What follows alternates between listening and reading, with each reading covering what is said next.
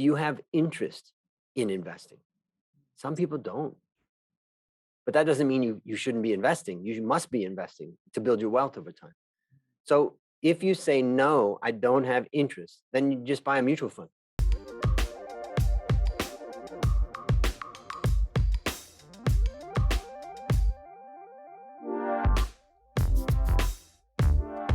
Hi everyone, we are in for a very special treat today.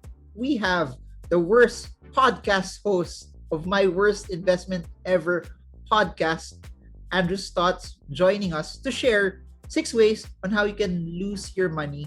Andrew, it's an honor to have you in the show. Thanks, Marvin. What a great introduction, huh? 6 ways to lose your money and 6 strategies to win. So for people who don't know you, before we go to the meat of the topic, what's your background? How did you start to be an expert that you are in valuations, investing, money, and you've written so many books about it.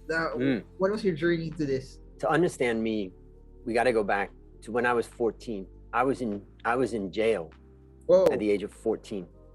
By the age of 17, I had tried to commit suicide on 3 different occasions. Luckily, I wasn't that successful at it.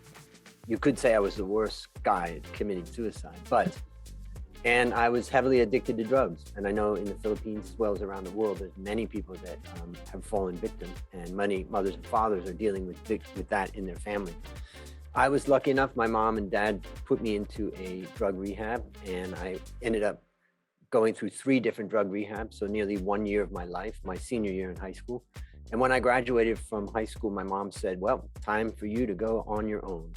And so after getting out of rehab, I went and lived on my own, and I started to build up my life. And from that day, really, it was September 15th, 1982. I was in Baton Rouge, Louisiana, in a hospital, in a room, in the bathroom, on my knees, sobbing, because everything I had done didn't work at that point. And at that point, I surrendered and I listened to others. And from that point to today, I haven't taken any drugs or any alcohol. And that really is kind of a defining thing that set the stage for what was really a rocket ship ride that I've had from that age of 18 till now, 56. And I managed to, I didn't have much money. I went to work in a factory. I went to work in many different jobs. But I learned one lesson, and that was I was super happy. I had great friends. I had learned about living without drugs and living a good, clean life. And so I was happy without money. And I think that's a lesson I've carried that all my life, because I realized in my worst ups and downs in my life, when I've lost almost everything, I realized that I can lose everything and I can still have peace with myself. And once you get to that point, I think it's there's a freedom in that. That sets the stage for me. I went into university and started studying finance.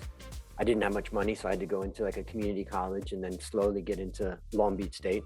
I studied finance, and then I graduated and I started on my MBA, and then I went to work for Pepsi.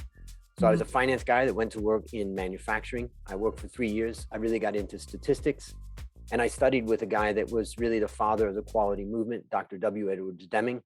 And then I later wrote a book about what I learned from him called Transform Your Business with Dr. Deming's 14 points. But then I just knew that there was more to my life. So I had traveled to Japan and Thailand. And I thought, I want to try to see if I could live in Thailand. At the age of 26 in 1992, I sold everything that I owned in America. I closed all my bank accounts. I sold my car. I sold everything. And I left America with about 13 boxes. And I arrived in Thailand. I took an 80% pay cut. I had $2,000 in my pocket and $20,000 of student loan debt. It really was ground zero, but I did have my education and I had my wits about me. I taught finance for 1 year, and then I became an analyst. It was the age of about 28 when I sat down at the job of a fundamental financial analyst, and I knew at that moment I had found my love of my life. And from that day to today, I've just been a financial analyst all my life, and I just love the world of finance and building knowledge and depth of knowledge in that world of finance. And the way that we came to really know each other is that a few years ago, I started a podcast, and it's called My Worst Investment Ever. I'm on a mission to help 1 million people reduce risk in their life. And that's really what it's about. And you were a guest on the podcast. Yeah, that's the highlight of my year. So for everything that I've done, that's the highlight. It was an awesome. I had fun with it. So to everyone, before we continue, I'll put the link in the description for those who want to watch that episode. But you were in the industry for 30 plus years already, and with that comes a wealth of wisdom. And with that also, I know you've seen the ups and downs. You've seen people make mistakes, and I want to talk about your first lesson to be learned in losing money. And we've seen a lot of people have their own share of mistakes as well. So let's go. Tip number one. Before I tell you about the number one most common way that people lose money, I'll tell you where I got this information. Okay. I started this podcast about 3 years ago. I've now interviewed more than 450 people. And I've also had 500 stories of loss written and submitted to me also. So I've had nearly 1,000 stories of loss that I've either read or listened to. And from it, being an analyst, Marvin, I categorized them. And I tried to think about, okay, what was the mistake that person made? What was it? And what I found was there were 6 common mistakes. And so I'm going to go through all 6 with you right now and with the audience. The first one that is the most common is failed to do their own research. In fact, I had a guest on the show. His name was Josiah, and he basically bought a house that he was going to flip. And when he bought that house, he didn't do his research. And it took him 6 months and a huge amount of trouble. And so many people like him, have basically not done their research, and then they lost their money. In fact, that's one of the things that we talked about your story, about your friend, and looking at the idea. And, we get excited. We hear about things and we just follow people. So in order to offset, I want to teach people not only the most common ways that people lose money, but because I'm on a mission to help 1 million people reduce risk in their life, I'm going to tell you, write down your research about your investment idea and the potential gains. And I'm going to tell you a simple thing.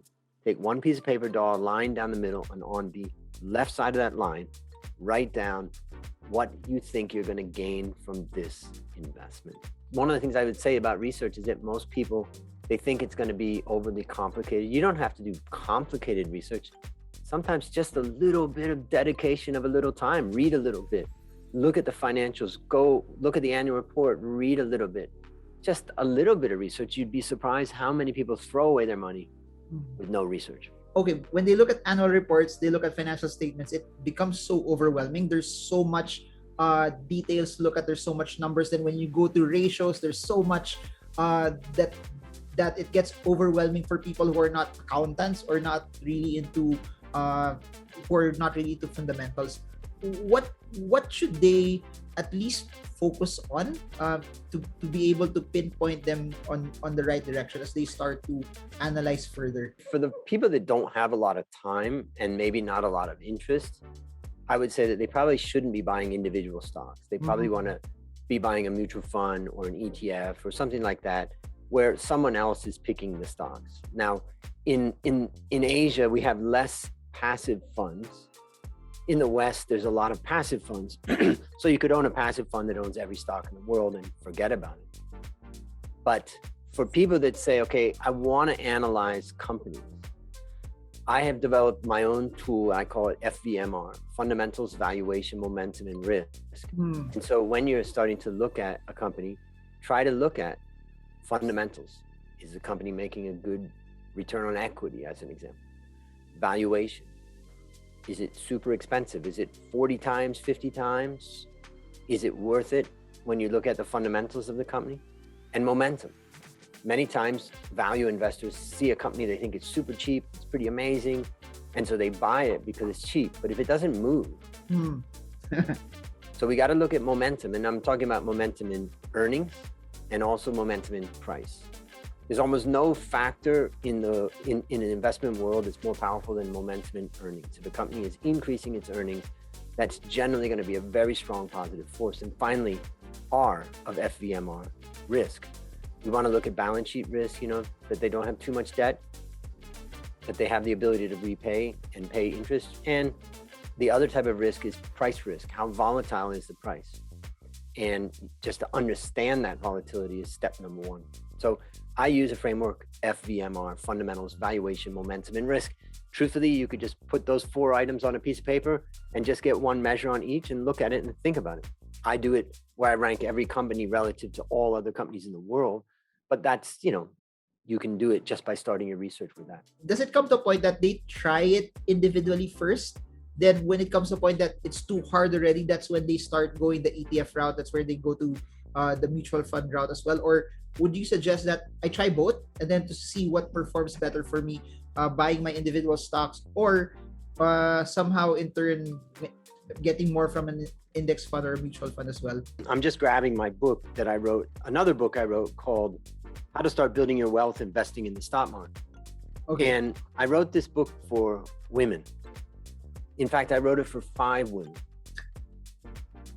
Now you may say, Marvin, what are you talking about? Well, 5 women, I have 5 nieces. And when each of them graduated from high school, they were 18 years old. I got $3,000 in my pocket, got on an airplane from Thailand, flew back to America for their high school graduation.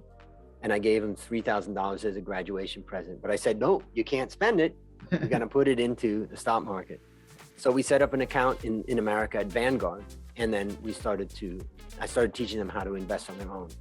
So this book is about, beginners. So I show in chapter 5 of the book, basically I asked this question. Number 1, do you have interest in investing? Some people don't. But that doesn't mean you shouldn't be investing. You must be investing to build your wealth over time. So if you say, no, I don't have interest, then you just buy a mutual fund. And if you say, yes, I'm interested, the next question I ask is, do you have time? Yeah, it's great that you're interested, but if you're working all the time and you don't have the 2 to 4 to 6 to 10 hours a week that you need to study, then just buy a mutual fund. And the third one is you say, okay, I've got interest, I've got time. The next question is, do you have knowledge? If you don't have knowledge, then buy a mutual fund. But if you do have knowledge, or you decide that you have the time to acquire it, then you can start picking your own stocks. So Marvin, to answer your question, there's just 3 things you need to look at. Do I have interest? Do I have time? Do I have knowledge? If you have all 3 of those, then start picking your own stocks. But the key lesson of this is separate the research that you do on return from the research that you do on risk. If you literally separate those 2 things, it also takes the emotion out of it.